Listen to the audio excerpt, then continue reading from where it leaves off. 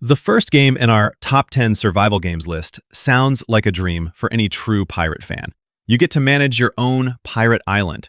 The whole thing has optional PvP and is also free to play. I believe Crosswind could either become really great or crash and burn. In itself, the project sounds incredibly ambitious. You have your own sea area where you and people you invite can stay. There are pure PvE areas with quests, bosses, and various other things. And if you want the true Sea of Thieves feeling, then there are PvP zones as well. You gather resources, manage your own piece of land, and recruit NPCs who support you in production and on your ship, because without a crew, you're not a real pirate. The infamous pirate city Tortuga will also be there where you can hang out and trade. Over time, you're meant to build your own pirate empire, whether alone or against other players. Combat on land includes swordplay and Souls-like elements like dodge rolls and parries, or ranged fighting with pistols. At sea, you'll naturally have to fight with cannons or board enemy ships to steal their loot. Crosswind currently has no release date. After the PC version is released, ports to other platforms are definitely planned. Hopefully, Crosswind will support crossplay as well. You should definitely keep an eye on the Discord server, where information about upcoming playtests is shared, which you can participate in. If you're fans of Valheim, but prefer a realistic graphic style, then The Last Viking might be just what you're looking for. You must build a settlement with NPCs in a land full of bandits and mythical creatures. The description also mentions that you'll be fighting gods, though it's unclear how that will look in the game. You master building and crafting, such as blacksmithing, to create powerful weapons for yourself and your NPC recruits.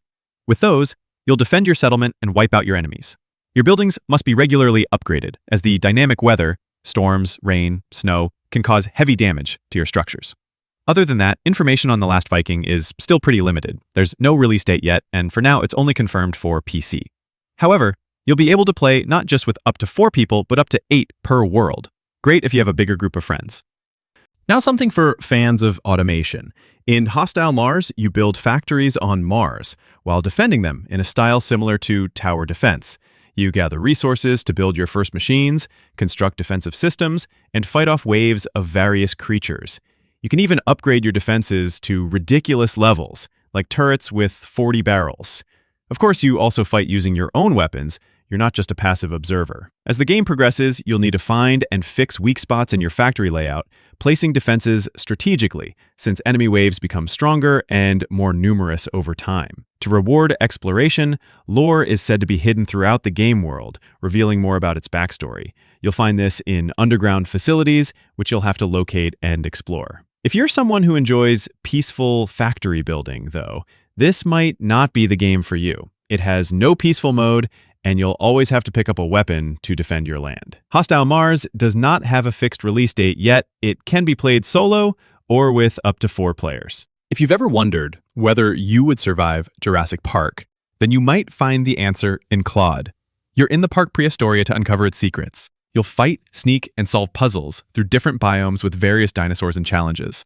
From peaceful open terrain, dense jungle, to an aquatic zone where gigantic sea creatures like the Megalodon await, there's plenty to discover here. On your journey, you'll gather resources and weapons to survive. However, you must always carefully weigh when it's wise to fight and when it's better to avoid your hunters. To help move through the park faster, there's even a park train you can ride, but it's not exactly well protected if you're being chased. The entire game leans more toward survival horror than crafting survival, but I still think it belongs on this list because of its real potential. Besides the surface areas, you'll also explore the park's secret underground, where you'll learn what went on behind the scenes before the park was abandoned. It can be played solo or in co-op with friends. A game that takes place entirely on a train you can take over and expand. That's exactly what Enginefall is, and it almost sounds too good to be true. It's an MMO. You start from nothing and can work your way up through the train's different social classes, either by combat or by forming alliances with factions. At the front of the train is the elite with the best items, and you're supposed to eventually take over the entire train. However, gameplay-wise, it's still unclear how that will look, and that makes me a little skeptical. It's primarily meant to be PvP, but there will be private server options where you can play at your own pace. Based on what I've seen on other platforms, demand for PvE servers will likely be high. The social class system is heavily inspired by Snowpiercer.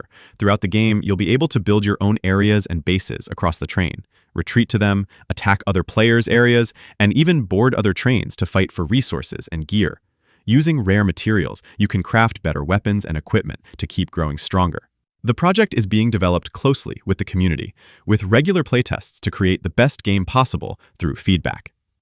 Survival Machine doesn't look visually stunning, but its demo was surprisingly well received. You have a massive rolling shelter that you expand piece by piece and especially have to defend at night against zombies. You only stop to gather resources and uncover the world's secrets.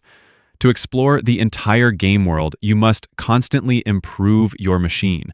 For example, you won't be able to cross snowy regions without proper upgrades. You craft new workbenches, build defenses, and make sure your home base keeps getting stronger. It will even be possible to build mini bases on your main base, essentially allowing you to turn it into a fortress. And of course, fuel is a critical factor. If you run out, you'll come to a halt and be in big trouble. The game world includes a story-driven mystery with various relics you must find to progress. Supposedly, there's also a time component every time you go exploring, making things more difficult. The longer you're out, the more dangerous the zombie encounters become. Outside of your base, you'll get around using parkour mechanics, gliders, or environmental tools like zip lines, and similar systems found within the settlements and the world. What hasn't been featured in any survival crafting game that I know of until now? The plague. And that's exactly what changes in Nested Lands. This game doesn't just confront you with the usual dangers like hunger and enemies. Disease can become a major issue, and medicine shortages may lead to your downfall. You start from nothing and search for surviving NPCs who help you build up a settlement. You need to take care of them, protect them, and in return they'll help with various tasks. But you'll have to ensure they don't fall ill, and if they do, quarantine them from others. If they die, you must burn the bodies to prevent a wider outbreak. The game is set shortly after the time of the plague, and diseases still pose a serious threat. The NPCs have different skills, so when assigning jobs, you'll need to be strategic about who's best suited for which task. You're expected to build your own realm, similar to Medieval Dynasty, but one that is constantly battling death. Even the weather can accelerate the spread of illness in your village. Next is a blend of body horror like The Thing, terrifying monsters, building your own military base, and commanding NPC troops. That's Echoes Below, and it's awesome. Stranded on an island, you've been separated from your unit. You must find your squad, build a base together, and investigate monster-infested facilities. You construct a typical military base, which you can continuously fortify, setting up turrets, laying mines, and commanding your soldiers to defend the outpost. There will also be vehicles for faster movement and combat.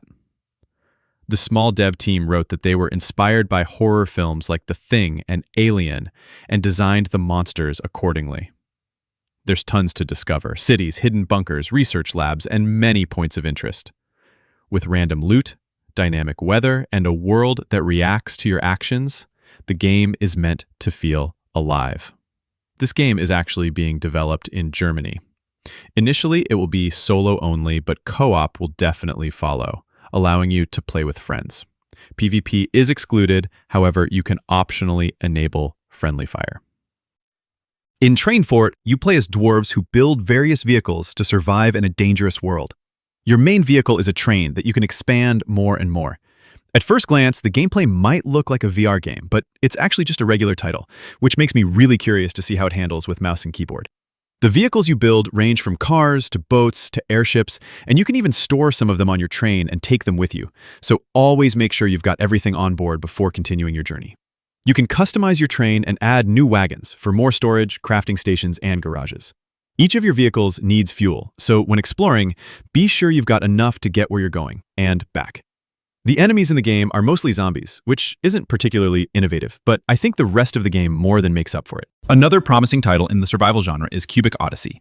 If No Man's Sky and Minecraft had a baby, the result would be this game. You don't just get a voxel-based world to explore, but an entire universe with different resources, animals, biomes, and even NPC cities full of things to discover. You build various vehicles, flying cars, motorcycles, or spaceships to travel into space. You can also simply steal them from defeated enemies. Story-wise, the goal is to eliminate the Red Darkness, a spreading threat in space that you must combat. Beyond that, there's plenty to do. Trade, engage in space battles, craft lots of gear, and collect all the resources you find. Combat, despite being block-based like in Minecraft, looks dynamic, whether with vehicles or personal weapons. I know you can mod Minecraft to get similar results, but this game provides it all natively and is much more accessible for console players. Traveling is said to be as seamless as in No Man's Sky, with no loading screens when moving from planet to space. You can fly directly from planet to planet. The good thing is, it can either be played solo or in co-op with friends.